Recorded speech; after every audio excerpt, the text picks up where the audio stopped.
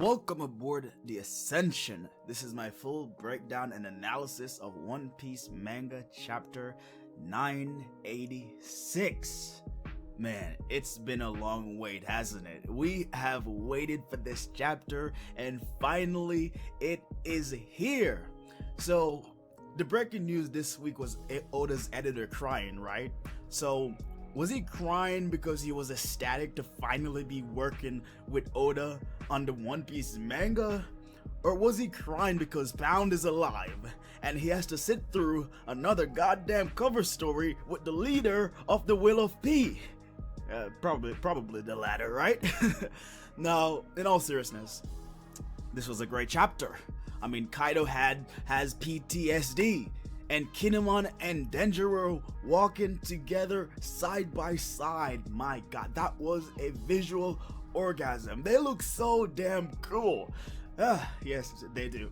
I love how the samurai, they're on the two sides, and Kinemon and Kandro, they're just walking like kings about to address their subjects. I don't know why, but I'm just so hyped for this. I don't know. It was just great to look at those panels of the two walking together. But yeah, I mean, it's just two people walking together, but still, it was just badass. I loved it. So, the Scabbards get emotional because they had to cut down one of their own. And yeah, it was tough on everybody. And that was their brother, you know? They have been through so much together, only to find out that Conjor'S is a spy, and what makes things worse is the fact that he kidnapped Momo. You don't kidnap Momo. Never kidnap a baby dragon. Ever.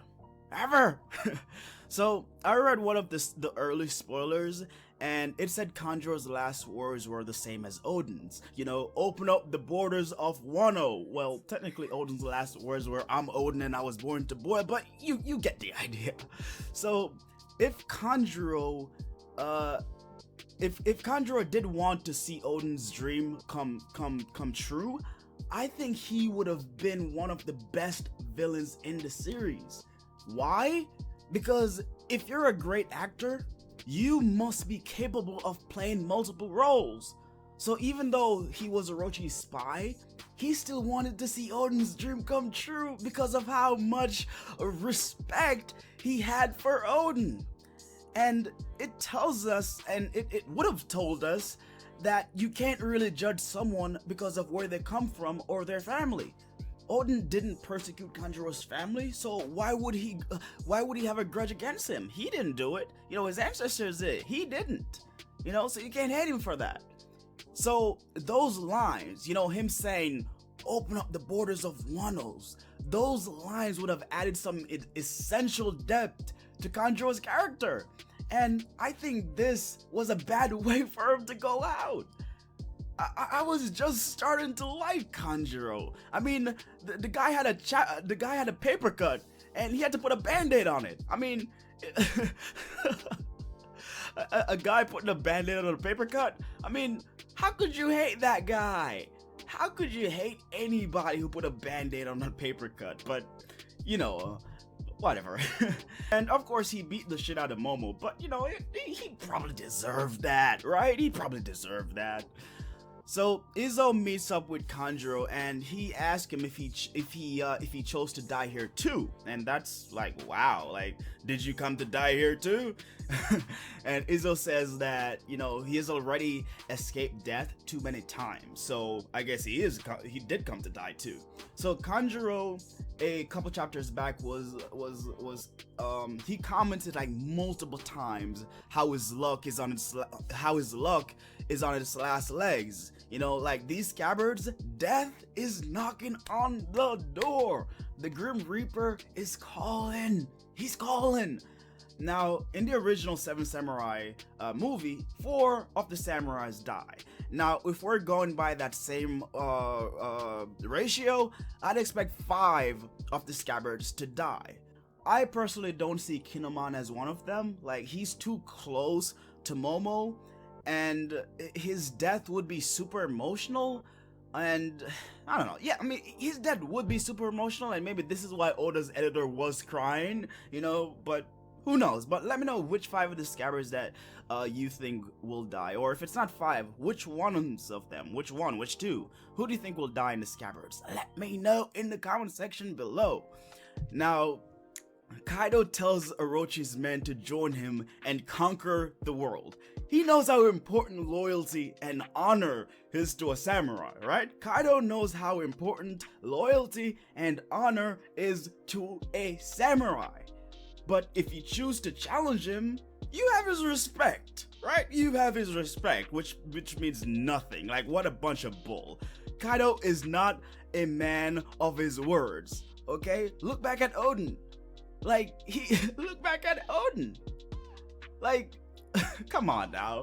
Like, he'll kill them. If they refuse to join him, he'll kill them. Now, we see Orochi's head on the left, and something is very strange with his head. Okay, nothing strange with his head, but am I the only one? Like, am I the only one expecting a baby serpent to crawl out of the mouth of the severed head? Am I the only one? You know, like a little baby snake, you know, like Orochimaru. When Orochimaru died in Naruto, there was like a little baby snake. I don't know. I just don't see him dying. I don't know. So while Oda has sort of transformed into a Grim Reaper the past few chapters, just killing characters left and right, I still don't think Orochi or Conjor'S is dead, because neither of their stories had closures. Right, their story need closure, and we need that closure. We need it, so I don't think they're dead. What you guys think? Yeah, I don't think. I do think, like, right now, Orochi is on the phone right now calling in the Marines. He's on that phone. He's on the phone calling in the Marines. Drake probably has the Marines rolling in, but Orochi will probably receive some special accommodation, you know, like maybe CP0 or Green Bull comes in to protect him, you know? Why? Because if the Marines get control of Wano, they would simply have no equal. Wano's resources, the Sea Stone, all of these resources that Wano has, these natural resources, if the world government were to get their hands on these resources, nothing can stop them. Nothing can stop them. The Onowa Banshu and some of the samurai switched their allegiance to Kaido. Hyoguro is not happy and has to be held back. So Kaido's decision to chop off the head of Orochi, you know, probably terrified them. Like, if Kaido can do that to the Shogun, what will he do to a bunch of lowly no-name samurai? Probably worse, right? And Shinobu says that Oden knew that attacking Orochi would not have changed anything, and the real target is Kaido. I was a little surprised by those words. I guess because I always thought Orochi was the target and then Kaido. Yeah, see, the Scabbards could the Scabbards could focus on 2 things, right? They could focus on 2 things: revenge or accomplishing the Dawn. Revenge would be to get the head of Orochi because he betrayed the Kozuki and boiled Oden alive.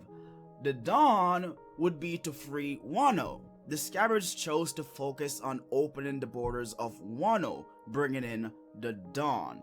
The borders can only be opened with the defeat of Kaido, not Orochi, since Orochi is really just a puppet. You know, he's Kaido's puppet. So Kaido was always the target of the Scabbards, and Orochi is the target of Oden's children. You know, Toki and Momo, they are the ones targeting Orochi, but the Scabbards, it's all about taking on Kaido because they know everything flows through Kaido. So Kaido doesn't believe Momo is really the son of Toki and Oden, right? So if Momo says he's not the son of Toki and Oden, Kaido will cancel the execution. You're right. Okay, yeah, okay, Kaido. He even accuses Momo of making false accusations and ask him the same question he asked him 20 years ago. What is your name? So 20 years ago, which is really just a few weeks for Momo, He was too scared to give an answer. Kaido freaking readies the Thunder Bagua. Well, I don't know if it's a Thunder Bagua, but he slams the mace on the ground like he's ready to knock the shit out of Momo. So if Momo don't give him the answer he wants, damn, that is it. So why doesn't Kaido believe Momo is who he says he is? Is it disappointment, or does he really believe Momo is lying? He doesn't believe that the son of the man who scarred him could be so weak after 20 years. Oden made Kaido who he is today. I know Kaido believed the Oden and got stronger for what would come in 20 years, right? Oden told him, you need to get stronger for what's about to come in 20 years. So what if Kaido expected Oden's son to be the challenge he has been waiting for? You know, he built up his army for all of this, readying for that challenge. What if Oden's son was the only person who could make Kaido, you know, feel alive, in the sense that he could satisfy him in battle? Think of it like Madara Uchiha and the first Hokage, and how they were so strong that only in fighting each other, you know, were they truly alive. So is it that Kaido expect more, or does he truly not believe Momo? You know, like, is he just disappointed that, hey, 20 years, I prepared myself, and this is what I get? So is it disappointment, or does he truly just not believe Momo? At the end of the chapter, we see that Oden gave this man PTSD. The scabbard pushed Kaido into having flashbacks. The trauma. So based on Kaido's reaction, complete, you know, shock, it could be that he really thought Momo was lying, you know? The shock value, the shock value of seeing the scabbards, you know, looking the same, made him realize that Momo is truly who he is. You know, Momo is truly who he says he is. Thus, we can conclude that Kaido really thought Momo was lying. You know, so I feel so proud. You know, I feel so proud watching Luffy remove Yamato's handcuffs. Our boy is growing strong. We got baby Rayleigh over here. So he takes off the handcuffs and throws them, you know, far away, you know, just in case they explode. They don't want them to explode, you know, near them. So while that's happening, Who's Who and Ulti are reacting to the news of Yamato and Luffy heading for the activity hall. And personally, I don't see Ulti and Luffy having a rematch. Luffy has to focus on the commanders or Kaido. As for Who's Who, I think my boy Sanji will be his opponent. We have no idea where Sanji is. I don't think he's still in the pleasure hall. Mr. Prince is probably doing some calculus, you know, figuring out the best approach to save Momo. I refuse to believe that Sanji's still in the pleasure hall. No freaking way.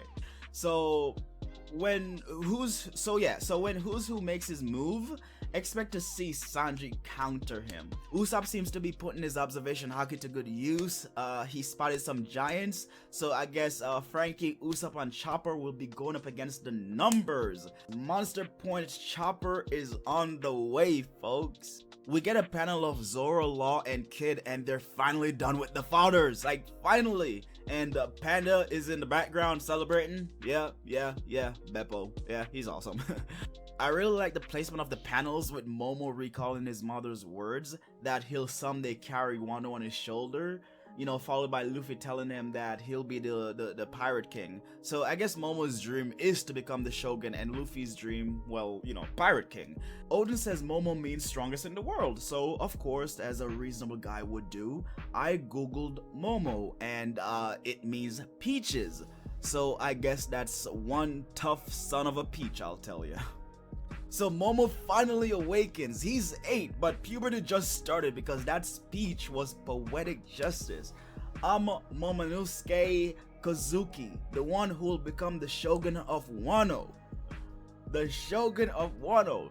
For a second there, I thought Momo used Conqueror's haki, but it wasn't. I thought the haki blast was so strong that it shook Kaido. I mean, look at Kaido's face. He's stunned. You know, Momo begins to contemplate the possibility of death. We have his inner thoughts about maybe seeing his parents, you know, in the afterlife, but also the desire to meet his sister again. He doesn't want to die. He doesn't want to cry either. And I'll tell you though, like, Momo has grown a lot. Momo and Luffy in this chapter, I love their growth.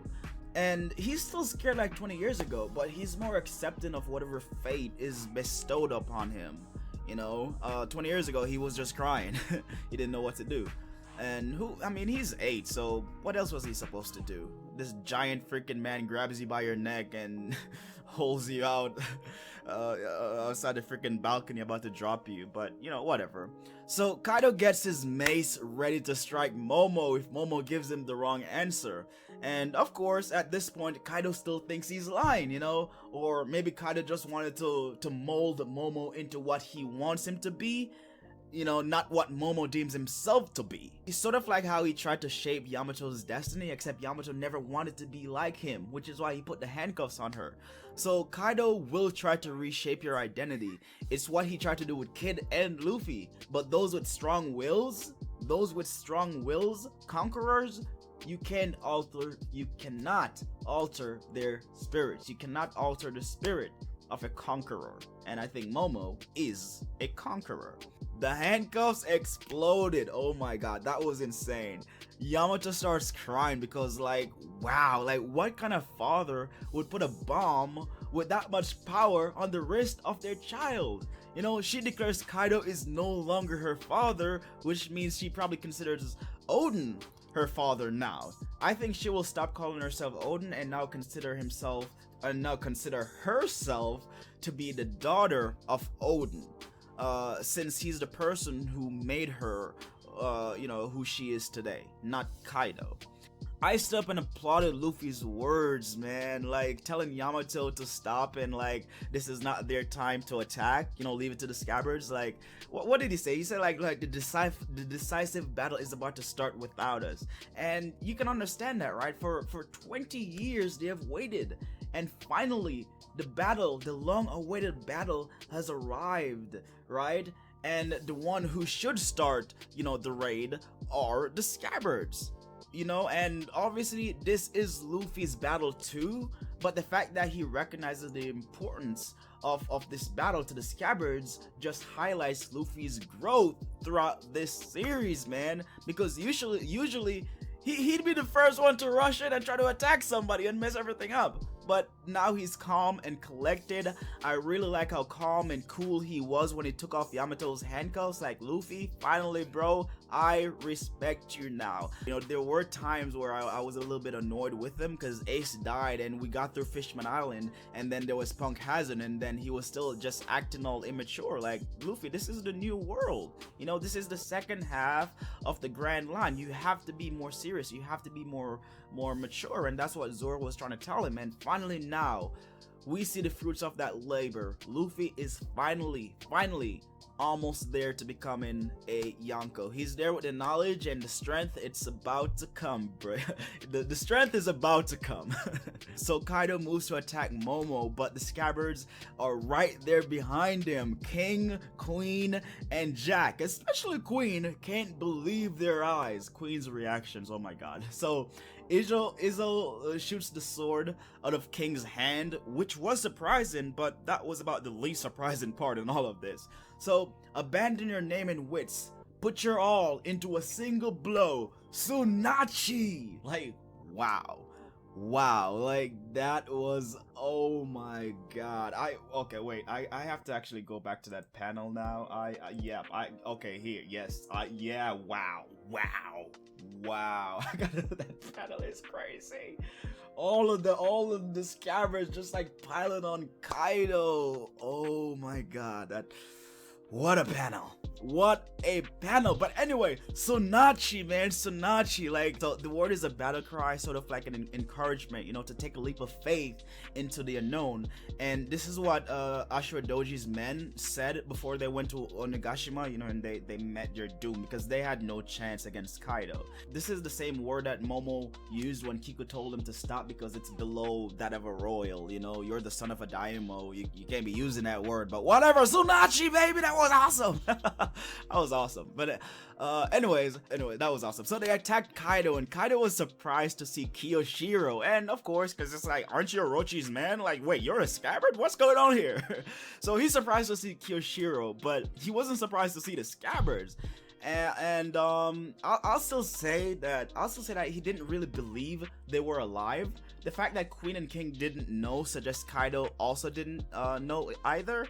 But Kaido didn't say anything like, you guys are alive, like, how, you guys, what, like, you're alive? You know, he didn't say nothing like that, because I think he already opened his mind to the possibilities after Momo's words, so he was expecting anything. And he says that their weapons can hurt him, but, and this is a big but, the scabbards seem to have pierced Kaido's skin, dragon hide, scales, whatever the hell you want to call it. How? So, one thing's for certain. If they indeed didn't pierce Kaido, that must be some... No, what am I saying? If they indeed did pierce Kaido, that must be some god-level haki on those swords. Yet, the swords didn't seem to be hakied up. So, what's going on here? Kaido was not expecting the scabbards. He was not. It's been 20 years since he saw them, and at that time, they were led by the man who scarred Kaido, Oden, right? This triggers the flashback in which he sees Oden in the scabbards, which seems to have weakened his guard and allowed the swords to pierce him, right? Still though, Kaido is considered to be a thing. Big Mom was saying, you really think you can take down that thing? Do we really expect a dragon? You know, Kaido is a freaking dragon to be pierced with an ordinary weapon that doesn't even seem to be hakified? This is like the dragon Smaug in the Lord of the Rings / Hobbit. Like, there must be a weakness on Kaido, and I think that weakness is Oden's scar, the scar that Oden placed on Kaido. Like Kiku said, that her cut lingers even in the freaking afterlife. So what if Oden's cuts are similar? What if his cuts are similar, and that scar on Kaido is the only way to truly pierce him? I'm just saying. So, what the hell do you guys think? You know, like, tell me, please. I want to know what your thoughts on all of this is. Did Kaido really get pierced? Just let me know in the comment section below. Like, I feel the scabbards all failed. That's what I personally think. I think they all failed and did not actually pierce Kaido. Like, Kaido will get up and probably unleash his hybrid form and decimate the scabbards, killing them, maybe 5 of them. And this will cause Momo to unleash, finally awaken and unleash his Conqueror's haki like never before. And while, you know, the haki is going on, knocking out the fathers around, you know, he'll be mourning the loss of his men in an emotional moment that makes Oda's editor cry. That's what I think happens. Momo will unleash his Conqueror's haki, or Zunisha will come in and do something. But either way, it's gonna be an emotional chapter. I'm expecting an emotional chapter, and the editors came out and said they cried. So, hey, it got to be a good chapter. But anyways, guys, let me know your thoughts on this chapter, One Piece manga chapter 986. Do you think Kaido really got pierced? Let me know your thoughts below. And if you like what I do here, want to see more, click that subscribe button and join the ascension. I'm Mr. Prince. Thank you guys so much for watching, and I'll see you guys in T-1 day. Bye bye.